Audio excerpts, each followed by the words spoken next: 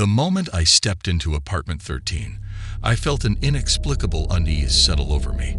It was supposed to be a fresh start, a new beginning in a new city, but as I crossed the threshold of my new home, I couldn't shake the feeling that something was amiss. The apartment itself was spacious, with large windows that let in ample sunlight during the day. But as evening descended and the shadows crept in, the atmosphere shifted. I hear faint whispers in the corners of rooms, like hushed conversations just out of reach. At first, I attributed it to the old building settling, the creaking of floorboards and pipes. However, it didn't take long for these sounds to evolve into something far more unsettling. The whispers began to form words, muffled, indecipherable phrases that echoed through the apartment.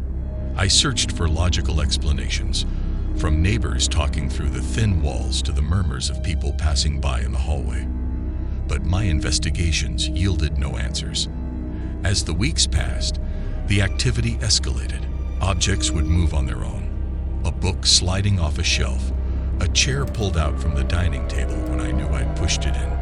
I started experiencing vivid nightmares, dreams of a shadowy figure that would stand at the foot of my bed, watching me with malevolent eyes.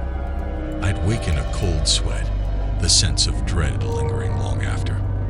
One particularly unsettling night, I decided to set up a camera in my living room to capture any unusual activity. When I reviewed the footage the next morning, I was horrified. The chairs around the dining table moved as if someone had been sitting in them, and a faint, shadowy figure loomed in the background of the frame before vanishing into thin air. I couldn't ignore it any longer.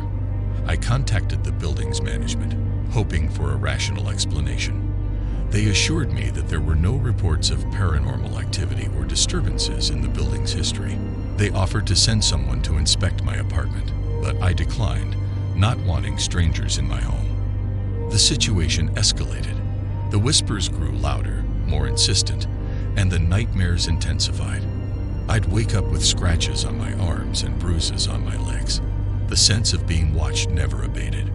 One evening, as I was browsing through old documents in a drawer, I discovered something that sent a chill down my spine, a letter from a previous tenant addressed to the landlord. It detailed the same eerie experiences I'd been enduring. The whispers, the moving objects, the nightmares. The tenant had moved out abruptly, leaving no forwarding address. In desperation, I sought the help of a paranormal investigator. They conducted a thorough investigation, but their findings were inconclusive. They recommended a cleansing ritual, which we performed together, but it provided no relief. Eventually, I could take it no longer. The apartment felt like a prison, a place of torment and malevolence. I moved out, leaving apartment 13 behind. But the echoes of that experience still haunt me, a chilling reminder that some horrors can't be explained or left behind. Moving into a new apartment had always been an exciting prospect for me, an opportunity to start afresh in a city that brimmed with promise. Apartment 7B was my new beginning, or so I thought. Little did I know that it would become the setting of a true horror story that would haunt me for years to come. The apartment complex itself was an unassuming, aging building, nestled among others of its kind. It had character, with its creaky floors and vintage charm. But as I settled in, I couldn't help but sense an inexplicable heaviness in the air.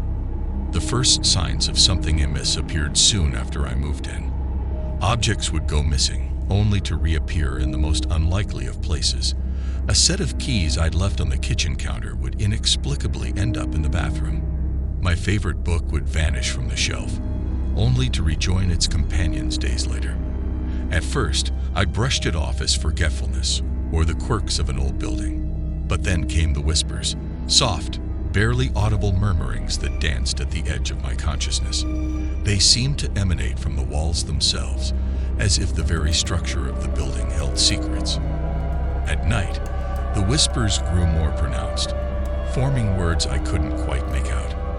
One evening, I decided to record the strange sounds, convinced it was the work of a neighbor or perhaps the building's antiquated plumbing.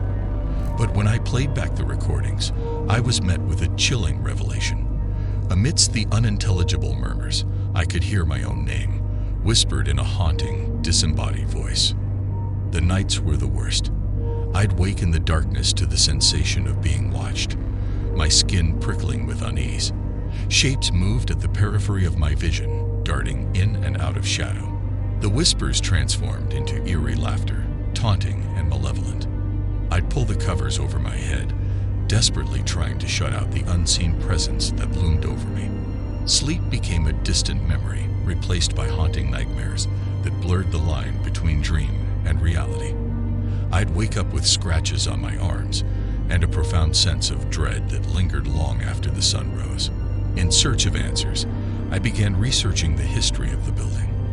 I discovered that apartment 7B had a checkered past, an occupancy record filled with tenants who had moved in and out with unsettling frequency, each citing strange occurrences and unexplained phenomena. Desperation drove me to contact a paranormal investigator. They conducted a thorough examination, recording electromagnetic fluctuations and strange energy patterns. But the most chilling discovery came when they played back an audio recording, an otherworldly voice, leaden with malice, whispering my name. Terrified and at my wit's end, I decided to leave apartment 7B behind, never looking back. The whispers, the malevolent presence, the unending dread, I left it all behind. But the enigma of apartment 7B still haunts me, a chilling reminder that some mysteries are best left unsolved. Acquiring a new apartment was both exhilarating and daunting. The city beckoned with its promise of adventure, and my cozy haven in apartment 304 seemed like the perfect starting point for a new life. But what began as a fresh start soon spiraled into a true horror story, one that I can never forget. The apartment building itself was a looming structure, a relic of the past with its grand, sweeping staircases and ornate lobby. I was drawn to its character, the stories that old buildings held. However, the moment I stepped into apartment 304, a shiver ran down my spine, a premonition, perhaps, of the unsettling events that were about to unfold. At first, the signs were subtle. Objects would inexplicably shift places overnight. The vase that stood on the dining table would end up on the kitchen counter, and books on my shelves rearranged themselves. I dismissed these odd occurrences as the quirks of an aging building. But then came the whispers, soft, unintelligible murmurs that echoed through the apartment in the dead of night. At first, I thought it might be the voices of my neighbors seeping through the walls, but there was an eerie quality to them, a sense that they came from within the very structure of the building. They grew louder, more insistent, and I found myself straining to catch fragments of words and phrases. One restless night, I decided to record the mysterious sounds, thinking I could decipher their origin or cause. As I played back the recordings, dread gripped me. Amidst the indecipherable whispers, a voice that sounded oddly like mine, intoned phrases that sent a chill down my spine, words that hinted at an impending darkness. The apartment seemed to have a life of its own. Objects would move, lights would flicker, and an unshakable sense of being watched hung in the air. At night, my dreams turned into nightmares, visions of shadowy figures that loomed over me, their fingers brushing my skin, their voices whispering secrets I couldn't comprehend. Desperation drove me to investigate the history of the building, and what I discovered sent shivers down my spine. Apartment 304 had been the site of unexplained occurrences for decades, with tenants who had moved in and out, fleeing from the inexplicable phenomena. In search of answers, I contacted a paranormal investigator. They brought an array of equipment, hoping to capture evidence of the supernatural. The investigation yielded unsettling results, but nothing that definitively explained the haunting. With my life unraveled and my sanity hanging by a thread, I made the painful decision to leave apartment 304 behind. I walked away from the whispers, the apparitions, and the chilling voice that still echoes in my nightmares, a voice that reminds me that some mysteries are best left unsolved.